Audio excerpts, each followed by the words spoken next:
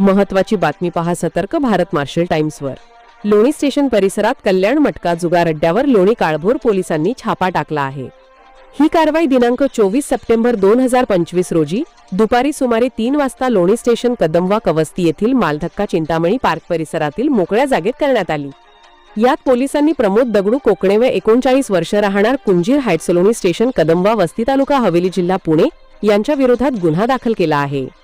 या छाप्यातून रोख रक्कम 920 रुपये व जुगाराचे साहित्य किंमतीत 100 रुपये असा एकूण 1020 रुपयांचा मुद्देमाल जप्त करण्यात आला।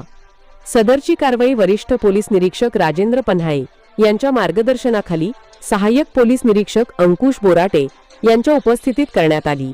पुढील तपास पोलीस हवालदार धेंडे करत आहेत। लोणी काळभोर पोलिसांची ही कारवाई नियमावलीनुसार जुगार प्रति शिस्तीबाबत एक महत्त्वाची पावले ठरली आहे। आपण पाहतात सतर्क भारत मार्शल टाइम्स पुणे।